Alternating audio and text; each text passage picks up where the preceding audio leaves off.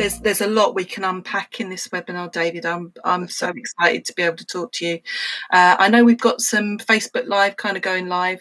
We're scheduled to go sort of on air proper for the guys who are sitting in the webinar here. I'd quite like to just sort of start the webinar now, really, because whenever you're ready. We're in a flow. So I'm going to just hit this button for the guys who are in this click meeting here. Cool. Looks like we're all good and we're gone live. So just to introduce you, sort of do it properly rather than go on the fly, David. I just want to be able to share who I am, who you are. So you're in a Succeed with Dyslexia webinar, and Succeed with Dyslexia, particularly interested in chatting with you because we know that you came out of the education system at a really young age. I want to get into a conversation with you about education, literacy, your literacy, the guys who you met, the prisoner literacy. I think there's a huge amount that we can talk about here. And the business of the prison pipeline is so important. So I'll tell you a little bit about me. And that was, I was a teacher for 25 years. Obviously, I wanted to be a rock star, but, you know, teaching happened. And during that time, I also taught in PRUs. Taught in PRUs for about 10 years. I started at secondary PRU and did that for six years or so, and then went to a primary PRU.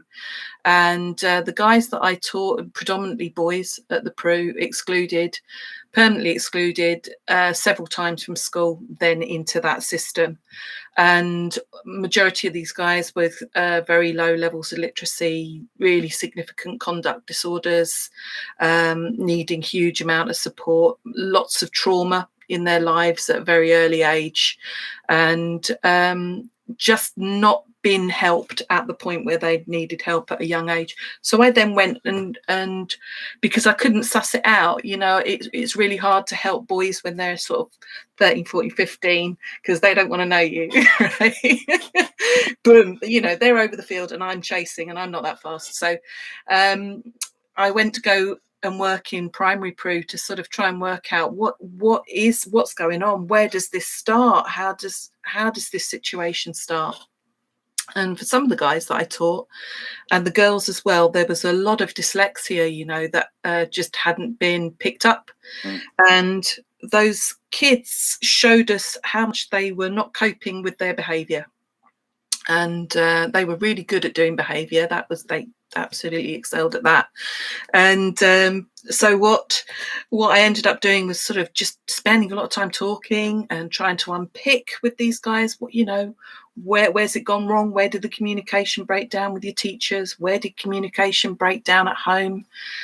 How come we're here? And no story was ever the same, but what was very common was very early trauma and literacy difficulties.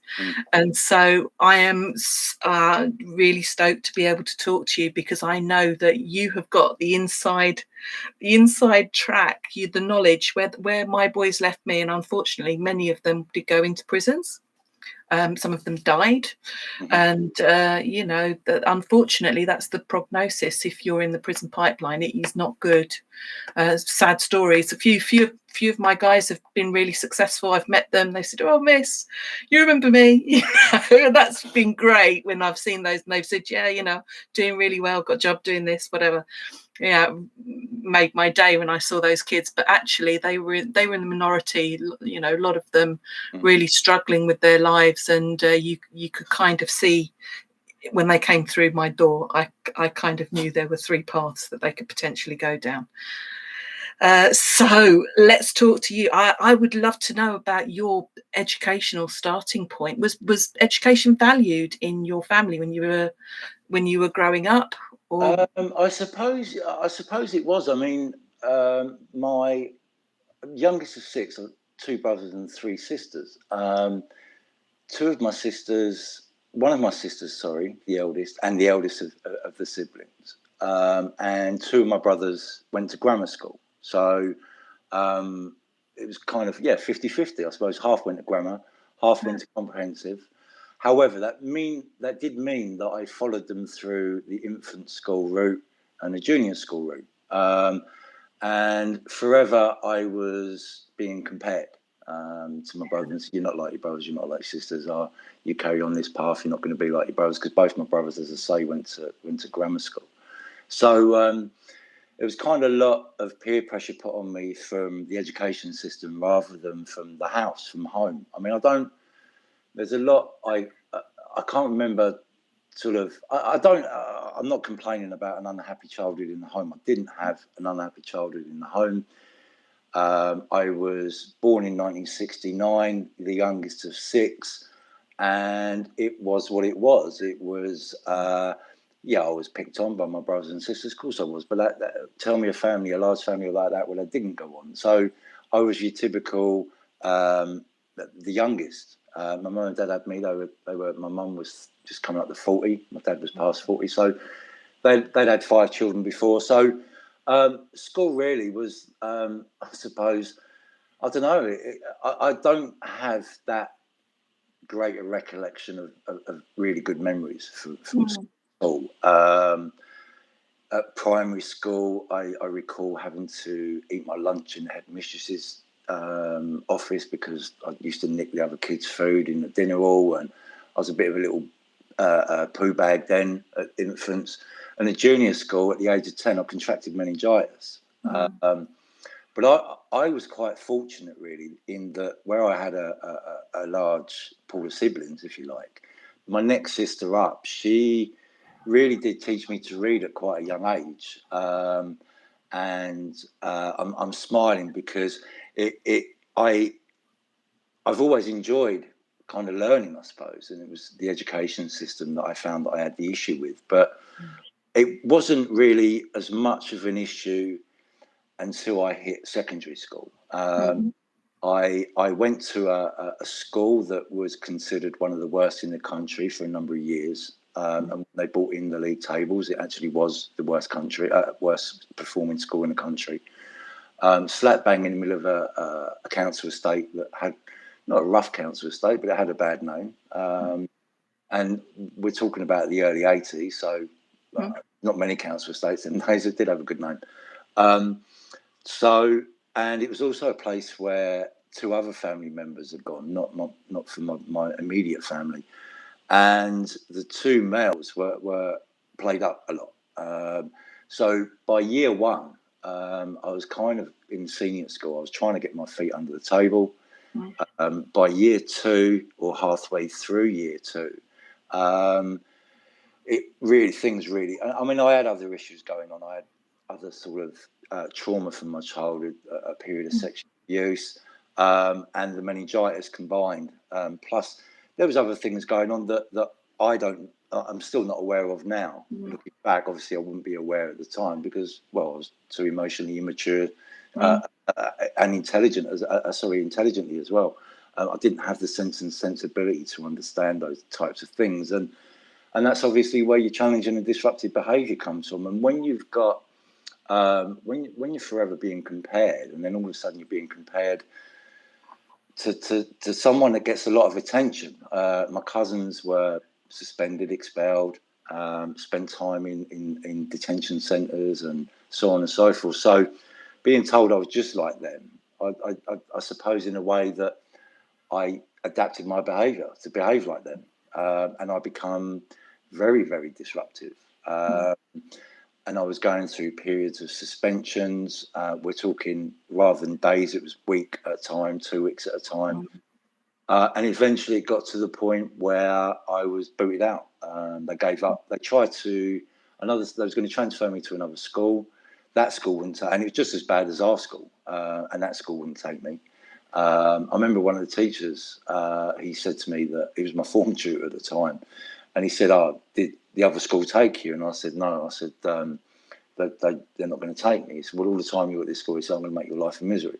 And I said, yeah, all the time I'm at this school. And mate, we clash.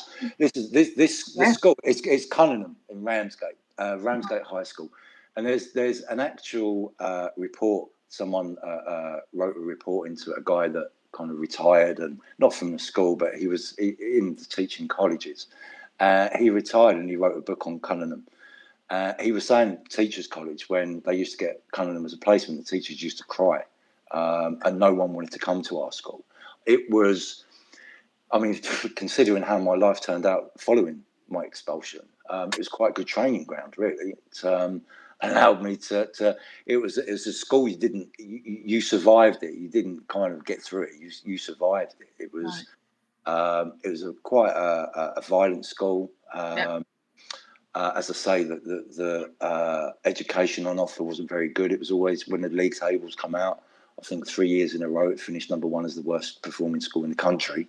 You're talking about already a deprived area. So looking back, it was kind of pretty obvious that I was going to take that path, I suppose. And then when I was kicked out of there, they weren't called pupil referral units, or they were, but they weren't referred to as that. We knew them as retreat centres. Not Borstal at that point. This is what we called them in London. We just thought it was all Borstal when I was... well, Borstal finished in 1983. The Borstal system stopped in... I'm not saying the youth custody system stopped. The Borstal system stopped in 1983. That was more for the adult or the youth and adult. But detention centre for kids was still about. That didn't go until the late 80s. The one I was in closed down in 85, which was Blantyre House. And the other one I went to, which is in Bristol, Eastwood Park, which is now a female prison, obviously become a female prison. So that then closed. And I can't remember what year it was that the detention, but that was all about short, sharp shock. It was like being in the army, being beasted. I believe it's 43% of men in the adult state and 35% of women in the adult state were excluded from school at some point. So it's quite a big issue. So I think in order to give us the breathing space to be able to work on the rest of the system, the first thing we need to stop is that school to prison pipeline, because that is what is the perpetual conveyor belt, if you like. And once you get stuck into that system, especially at a young age, that's when you get caught in the revolving doors of the criminal justice system. And it's very difficult once you've done one sentence. And I've got a lot of respect for people that have done one sentence and been able to turn their life around. But once you've done one prison sentence, it's very difficult. I think the average, once you've gone past the one, is around 6, 7, 8 before people actually do turn their lives around. And obviously, when you're looking at 6, 7, 8 prison sentences, you could be talking about a number of years. So it's more a question of age coming into play than rehabilitation, if you like. You get to a point in life where you just think, I've had enough of this. In prison, reading is very important because it's such a word-heavy environment. As soon as you land, it's all about documentation. Being processed, all about documentation. You have to fill that in. If you want to complain, you have to fill out a complaint form. If you want anything, you have to fill out an application form. And obviously, you have to read it to understand it. And then moving kind of away from that, you've then got things like menus and canteen. Canteen is something.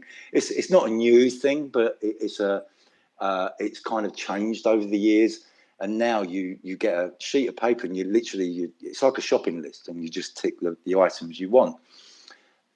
You're probably looking at the font is about 8 or even smaller. So you're really struggling to see the words on 8. And you must have, and they're all crammed. I mean, obviously they're trying to save paper. So it's trying to get as many words on a bit of paper as possible in the prison system. So not only is it information heavy and word heavy, it's also a lot on there. So if you looked at it straight away, it would scare the life out of you if you struggled with literacy. So, but you get to a point where, in respect to the menu, I mean, that was the canteen, but in respect to the menus, and come back to the canteen and why that's important, but in respect to the menus, this is going to sound quite luxurious, but you've got 5 choices on the menu. You get a 4-weekly cycle. So you get a Sunday to Saturday menu, and you get your lunch and your dinner. We don't get 3 hot meals a day. You get your breakfast at tea time, which consists of a 250ml carton of UHT milk, and a small pack of cereal. I'm not complaining, by the way. Before anyone says that I'm complaining about the food, I mean, it's not great, but it's prison. So, I mean, you've got to weigh it out. You're not going to get cordon bleu cooking in prison. So for lunch, you'd get a sandwich, which would consist of 4 slices of bread and whatever choice you had. Two of the choices were normally the same. You'd have a halal choice. So say, for argument's sake, on a Saturday we'd have burgers. So you get number 3 would be a normal burger, and number 5 would be halal choice, because you've got to obviously cater to all diets, especially on the religious aspects of it, because it's human rights that you do that. So then you get on to the tea menu, and again, it's just literally, the same type of thing. But they're the hot meals. That's the one. Lunchtime is still a cold meal, and at tea time you get your one hot meal a day. So really, when you have your hot meal at tea, you have your breakfast, what you get given at tea time, which most people eat around about 8 o'clock because they're still hungry. If you haven't got money being sent in, you do go hungry, which is where family support is so huge. The food, you can survive on it, but you can't survive on it, if that makes sense. You are hungry most of the time, and the hunger obviously leads to other issues. You kind of concentration, and if you're already struggling with literacy skills, and coming back to the menu again in respect of that, if you can't read the menu properly, you find that some guys go hungry some days, because all they do is over time they can, because they know what's what. But sorry, that's my fault. Apologies. Over time they know what's what, and but before that, unless they ask for help, what they find is that they just tick a box, and they might end up with stuff they don't like. Now that could end up as I didn't order that because they don't like it. I mean, even guys that can read and write well in prison would order something on a Monday when you get the menu, or whenever it is you get the menus come round. By the Saturday, you might not want it. So it's any chance of swapping it? I don't want that. And depending on the mood and the atmosphere, I mean, prison can kick off over a Rizzler page. Sure. I mean, seconds, absolute seconds it can go.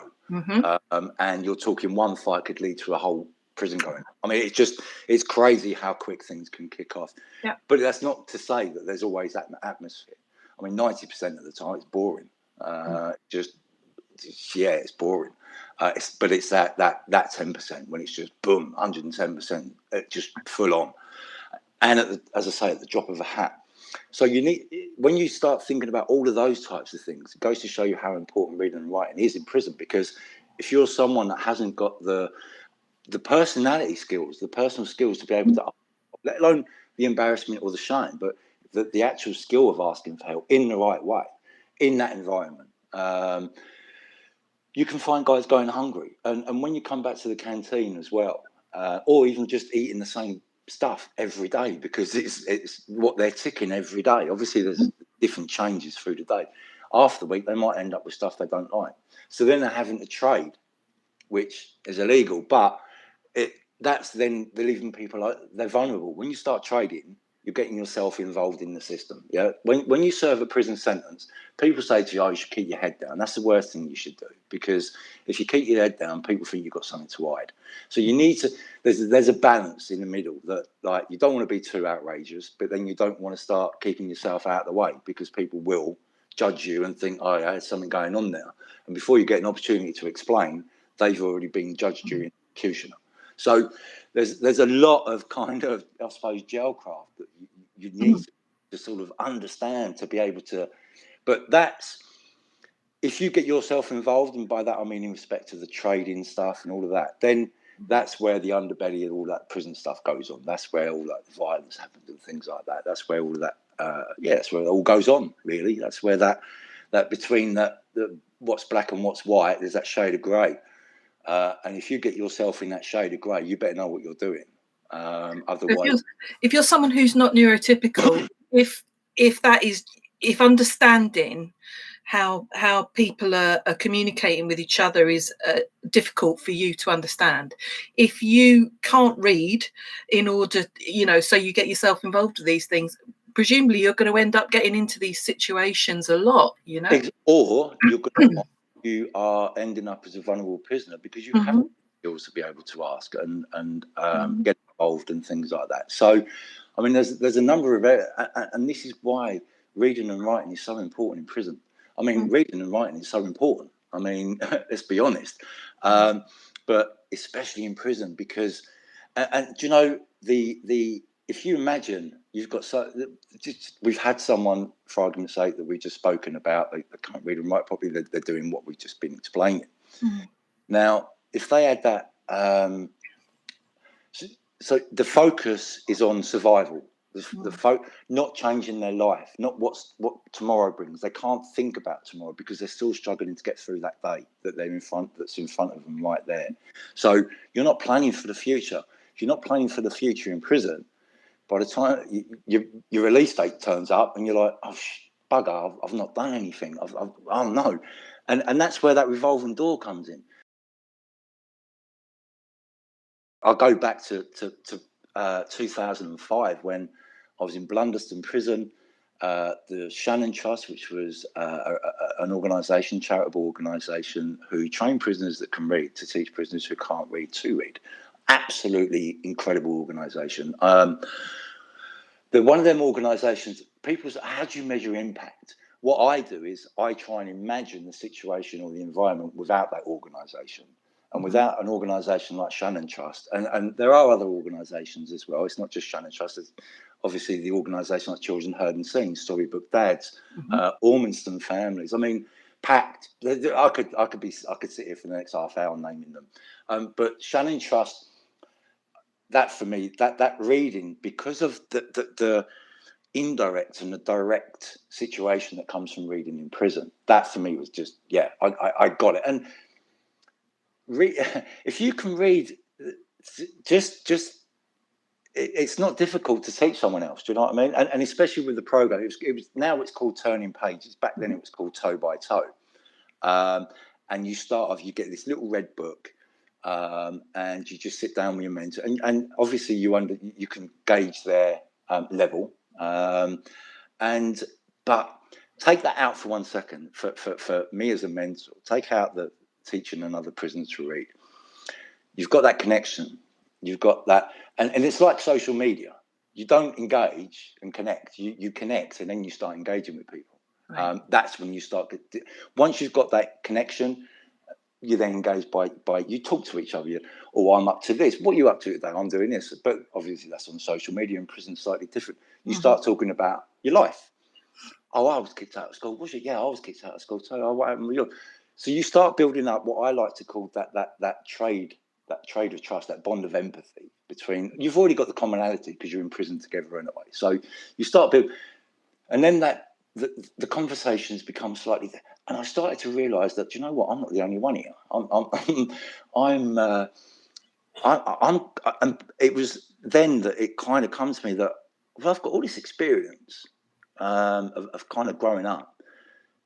These guys, it's what kind of opens that conversation, not just the conversation. It's hard for me to explain it. I know the people that have been in that position. I don't need to explain it, if that makes sense, because they understand that when you just connect, and it wasn't about me teaching him anything or him teaching me. It's about what I was finding out about myself. I've become a better person because of it. For me, it's all about that education, and I don't just mean education in respect of ABC 1, 2, 3 or whatever, and obviously ICT as well. But I mean education, as in education, how to utilise prison to get the best out of it. I think it was Muhammad Ali. Don't make the days count. Don't count the days. Make the days count. And all that sort of stuff. But all the time that we're allowing, and I'm glad to see that yesterday, the 15th, Robert Buckland announced that he's going to start looking at neurodivergent conditions in respect of learning difficulties. There's 5 pilot sites. You've got Lincoln, Berwyn. I can tell you, Bristol, Newhall. Yeah, Newhall. I'm interested in this as well. Swaleside as well, and these prisons are going to be called the accelerator prisons. Exactly. And it looks like there's going to be support for dyslexia and neurodiverse, and that means better quality educational resources, materials, and opportunities. And I hope opportunities as well for metacognition. You know, thinking about and recognizing your journey and what's understanding happened. You. Yeah, Understanding absolutely. You. comes down to understanding and obviously low levels of education, low levels of literacy. You're not going to understand some of the terminology, and you might be agreeing to stuff that you don't know what you're agreeing to, and things like that. So I think it's very easy for those, and again with those with low education. I'm not trying not to be PC, if that makes sense, but it's just through experience. Those people with low education do have high levels of frustration, because a lot of it comes with maybe autism or Asperger's or something like that. I'm not saying everybody does, or dyslexic. It's frustrating, whatever, it's frustration. And it's those levels of frustration build in prison. And people talk about resilience, and we talk about resilience as if we begin with 100%, but we don't. It's the resilience is what's left. It's not what we got, it's what's left. And if day after day after day after day after day, it's frustration after frustration after frustration. And again, you've got shame, embarrassment, because you're not asking for help. You don't know how to ask for help. You're trapped. You've got no support around you. You can't get on the phone. So that frustration levels are building. And it could take anything. Someone just brushes gently past you. Boom, gone. It's off. Can I show you something? Go on. Yeah, please do. All right. So, hang on a minute. Let me just. Got a bit political, this. Got a bit. Hang on a minute. I want to show you something. I got. Oh, where's my right? Okay, right, teacher. Here's one I prepared, Eric. So I saw this. Yeah. Right? Yeah. Have you seen this? I have. Very interesting to share, and I just thought here's a great opportunity for us to share this picture here. Yep. So this is exactly my experience as a teacher of kids who've been permanently excluded. It's what kids told me happened all the time. They go through this process of detention, isolation, their behavior, they're communicating with their behavior because they're really struggling, and then they're into a temporary exclusion, which is what you experienced. Yep. And then there's a cycle of that, and then you're into permanent exclusion. By the time you get to permanent exclusion, here we are, this looks like your story. Excluded pupils under 7 times, or it's something like 7 times excluded from schools, 25,000, and then 7 times more likely to have special educational needs. That's not you. You're a really bright guy. Yep.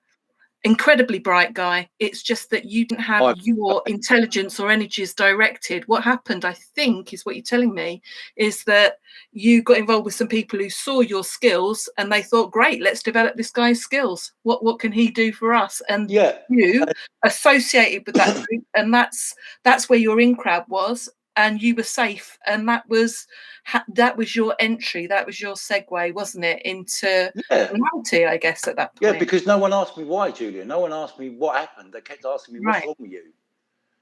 And trauma that builds at that young age, if you don't put the support in and you don't talk directly about what's happened, has something happened?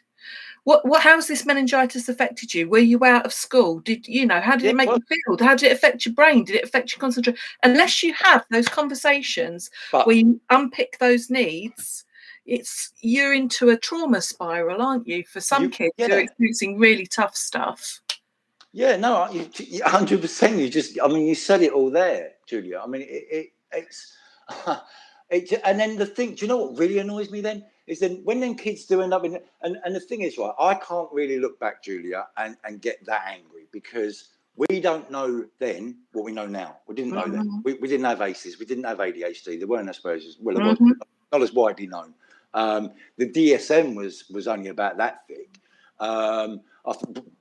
Homosexuality was still in the DSM when we're talking about the time I was a kid. So it wasn't that long ago. So I'm not far after you. No, exactly. So, sorry, I didn't mean exactly that. I was thinking that. So but this is 2021. Yeah.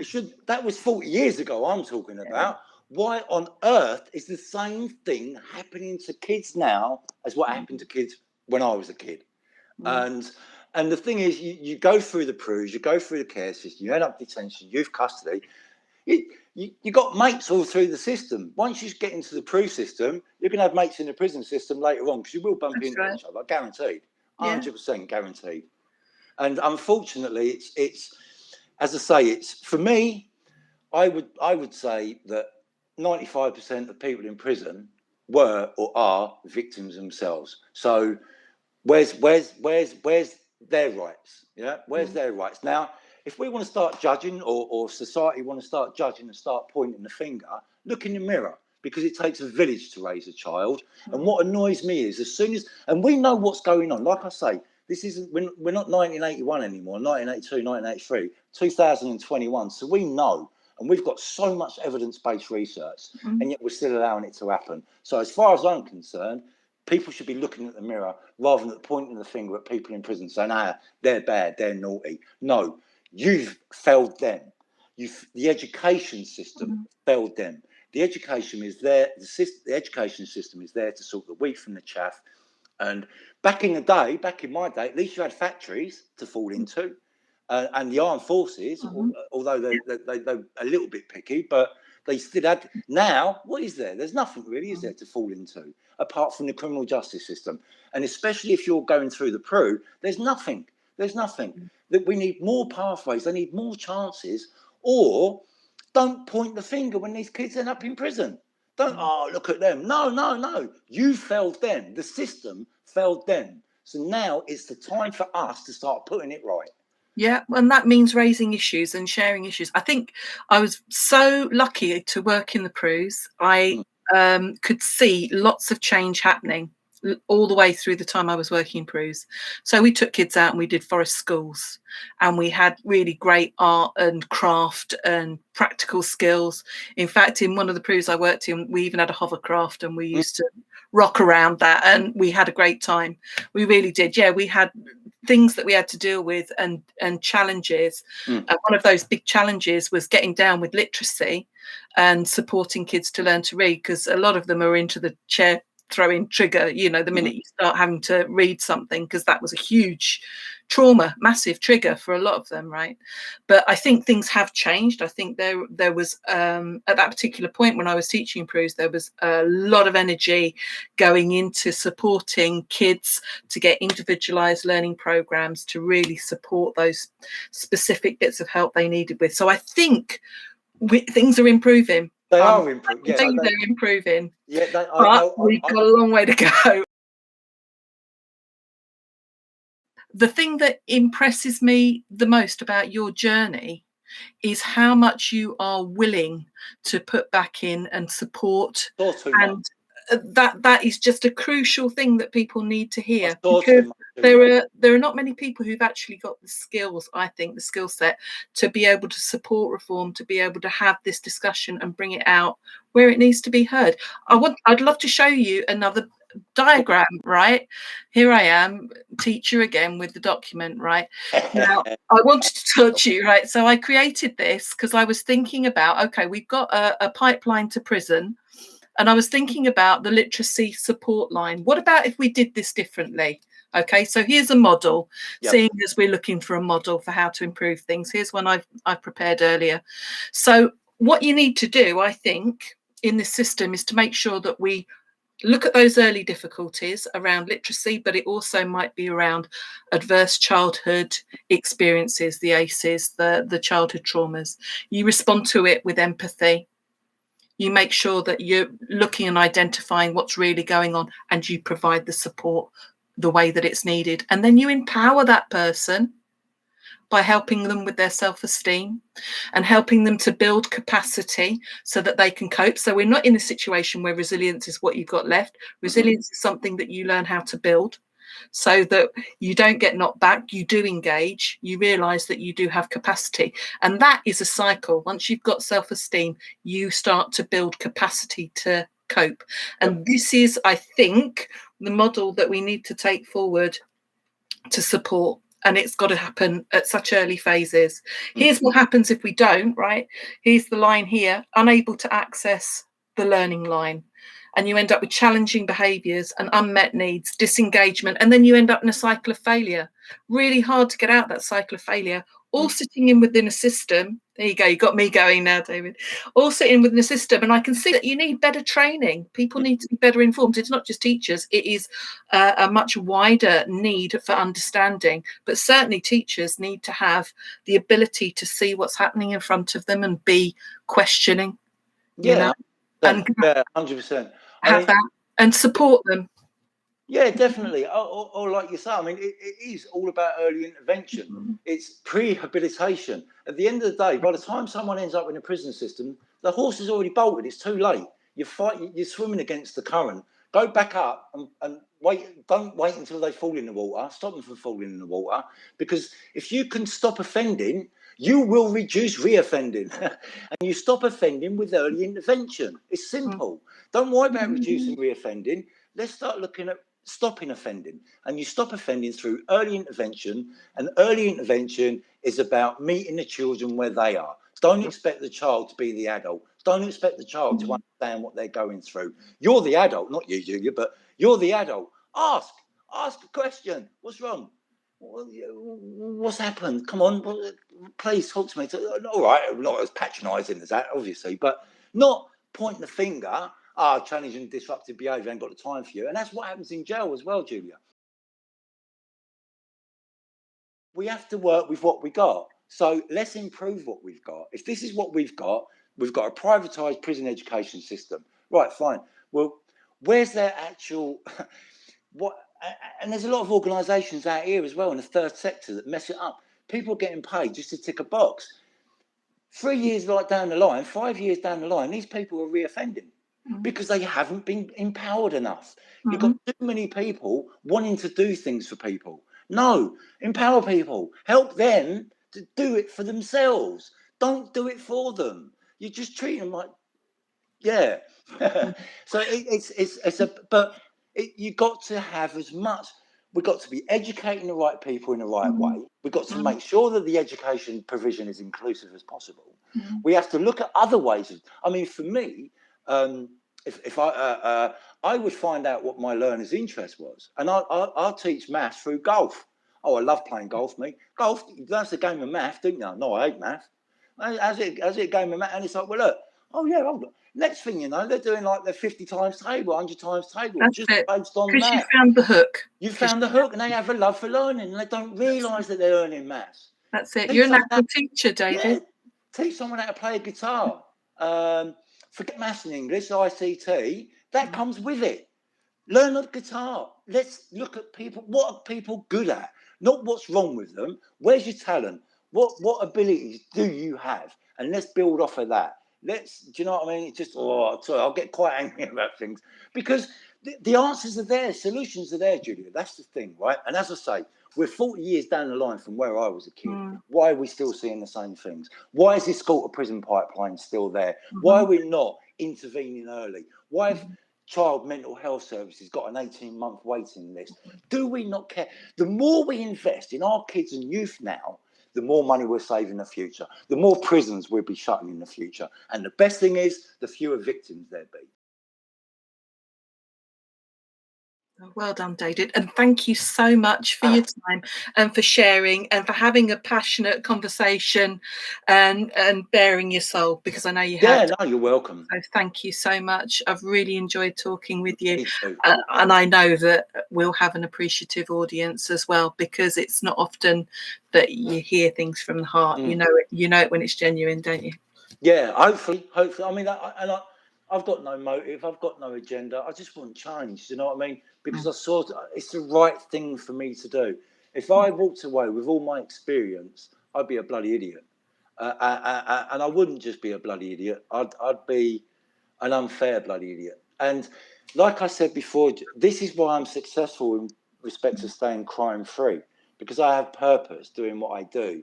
And I created that purpose for me in prison. I kind of went and got it myself. I did it myself.